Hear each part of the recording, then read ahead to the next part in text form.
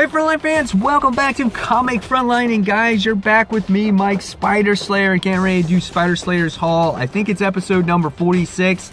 I actually didn't do one last week because I was so busy with the move and everything, and this week I wasn't going to do one either, but it's raining right now, so I kind of can't move stuff. So I'm like, let's go to the comic book store and do a haul. So here it is, guys. If you guys are not familiar with this video series, this is me showing off the comics that I purchase, and I do this each and every week when I'm not moving. So here it is. Here is the mysterious black bag of comic books, and let's see what I got. So since I didn't even go to the comic book store last week, which is the first time in a long time, I have a mixture of this week's and last week's books. So here we go.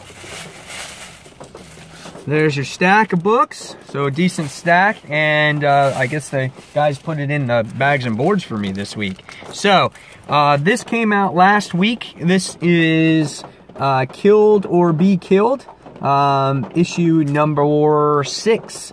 That's right, guys. Really good series by Ed Brubaker, one of my favorite series that I read right now. Independent wise, it's such a well-told story. The narration is absolutely beautiful in this book. Love it. Not sure how many of you guys are reading it out there, but if you are, leave a comment below. Tell me what you think of Kill or Be Killed.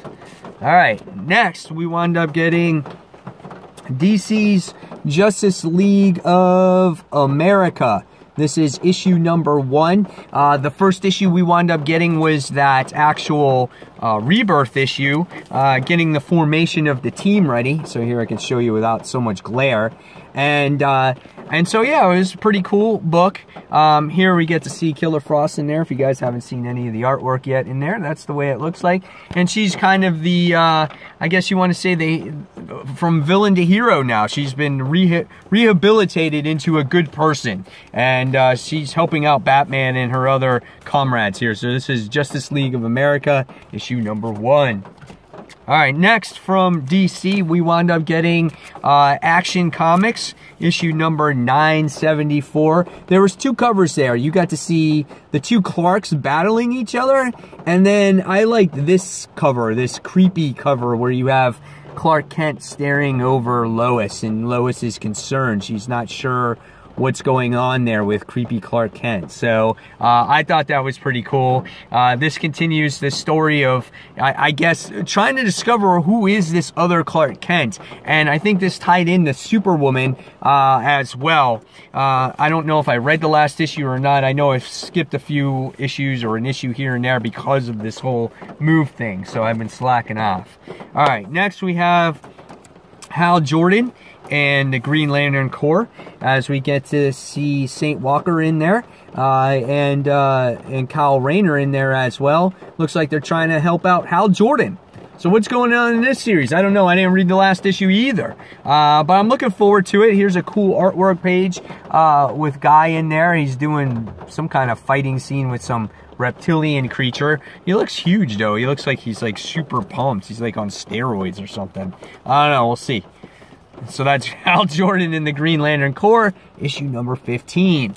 Alright, next we wound up getting InhumansVerse X-Men. This is issue number 5. Hard to believe we're on issue 5 of this already. I've been really enjoying this series. I think it's been well-told story. Definitely under the radar. I find myself caring what's going on with these Inhumans and X-Men, and I thought at first maybe I wouldn't, but the whole setup of everything was phenomenal, and I can't wait to see who obviously, you know, wins this war, which, you know, everything's been hinting towards the X-Men, so we'll see how it all plays out, and this is the Inhumans vs. X-Men issue number 5.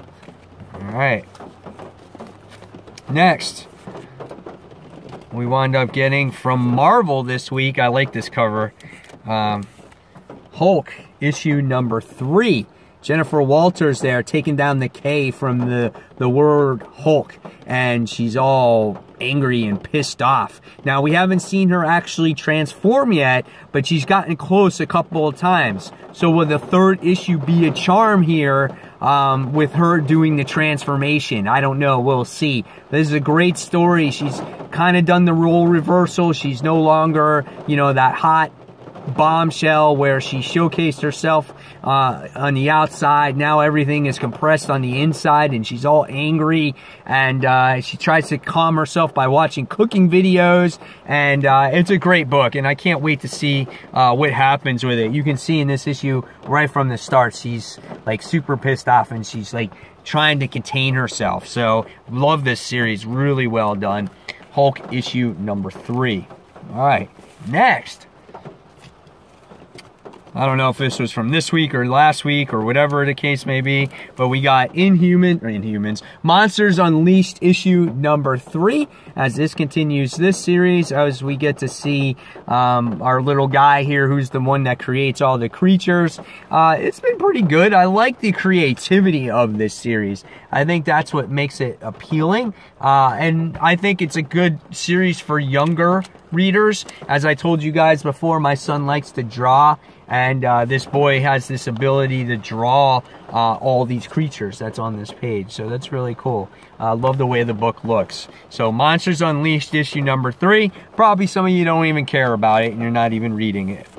Alright, next we wound up getting Clone Conspiracy tie-in. This is the Prowler issue number 5. I think this is the last one of this series, not 100% sure. Prowler, Hobie Brown, the dude's been dead. He's come back to life. He died again. He came back to life at the end of Clone Conspiracy. It's just like, what's going on with this book? It's insane. I haven't been a big fan of it, but I've been reading it just to see how it's been tying into everything. So again, we'll see where it goes. Prowler, issue number 5. I think this might be the last issue. So speaking of spider books, we have the Amazing Spider-Man Clone Conspiracy tie-in itself. So here we have the Jackal versus Ben Riley, which that's what we think is Ben Riley, at least anyway. And we have Spidey, who's on a table. So I don't know if they're looking to clone him or whatever this is, or how this ties into the last issue of the Clone Conspiracy. Quite interesting how everything played out and how everything just ended in the last issue. So I don't know. We'll see what happens in this book. This is pretty cool. So you get to see Miles Warren, who has the mask. So he looks like he's going to be putting on that mask and being the true Jackal once again. All right, next. Going on forward with more spider books. We have, I can't get it out of the bag and board, Spider-Woman issue number 16. Really great issue, or series in general. The book is being canceled, and I'm so disappointed about this, but in many ways I'm thinking maybe Dennis Hopeless told the story that he wanted to tell with Spider-Woman, added layers to the character, and he definitely has accomplished that. We're still dealing with the whole aftermath with Porcupine. He got taken away by Hobgoblin at the end of the last issue, kind of like a Gwen Stacy type of moment. They got reunited, and now he got taken away at the very end. So really exciting issue. It's been very intense. You know, Dennis Hopeless again has hit it out of the park. Love the artwork by Veronica Fish in this book. It's just it's really awesome. The facial expressions are great in this book. Colors are wonderful. They're top notch. Been one of my favorite books. So if you guys have liked Spider-Woman, put it in the comments below. So this is Spider-Woman issue number 16. All right, next we have another spider-related book, and so we have Venom issue number 4. This time we have this new host. I can never even remember the dude's name. Something Lee is his name, and now it looks like he's going to be doing battle against the Scorpion. I'm not a fan of this host of the symbiote. I'm really still reading the series because I heard things go back to not necessarily back to normal, but the host goes back to Eddie Brock, and it's supposed to be this monumental issue. But here's the way it looks so far. And so I don't know, we'll see what happens with it. So this is Venom issue number 4. Cool cover though. Alright, next we go on to a couple independent books, I think. Yes, we have this is pretty cool. This came out last week, and this is The Walking Dead, issue number 164. This is the variant cover, celebrating Image's, I guess, is it 25 years or 30 years that they've been in there? But they make it like a Wildcats type of cover, or Youngblood like cover, and it has all the characters on there. You get to see Negan, and of course Rick on there, and you see, you know, Jesus, and you get to see a little bit of everybody in there. And I thought it was a cool cover, and it says 164th census shattering issue. So that's a really cool cover. I liked it. I had to pick it up just to get the different type of cover. So yeah, awesome cover. Really looking forward to the book. Came out last week, didn't get a chance to read it. All right, next we have another Image book, and that one is Manifest Destiny, issue number 26. Again, great book. Oh, the characters are dealing with another crazy mystery thing that's going on. They've dealt with this crazy fog where it eats them, and their people have gone missing. So it's kind of based off of a movie we've seen before, but nevertheless, it makes it for an interesting book. The heroes, or the explorers, have been kind of been in a lull lately. They haven't experienced bad things, and all of a sudden now with this fog, it definitely has, you know, put worry into the crew once again. So that's Manifest Destiny, issue number 26. All right, next we go to the next independent comic book, and that goes to Invincible, issue number 133. We have another cover here that plays tribute to Image Comics when they first came out, and this is 25-cent issue. I think this came out last week, and it says, First to 12, the end of all things. So this is the last official story arc of Invincible, and I am so disappointed that this book is ending. This has been one of my favorite series since I started reading comic books again, I think back in 2007, and it's very sad to see this series go. It's kind of a staple for me to read this book. So, but we'll see how this last story arc plays through, and looking forward to it. So issue number 133. All right, and what else do we have here this week, guys? All right, last but not least, we wound up getting Supergirl Being Super.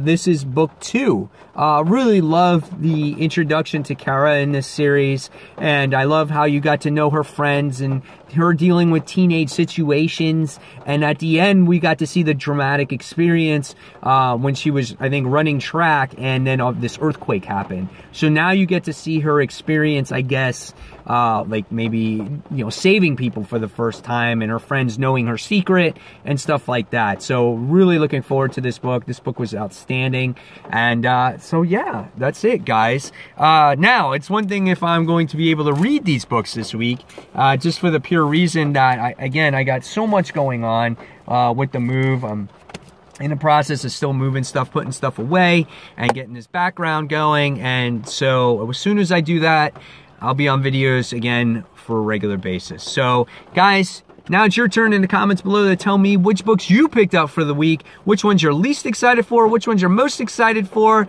And fans, don't forget to check out comicfrontline.com, and don't forget to check out our live show each and every Tuesday night, 9:30, 10 p.m. Eastern Standard Time. So, guys, until that next comic book review, this is Mike Spider Slayer signing off, and I'll see you guys real soon. Take care. Bye.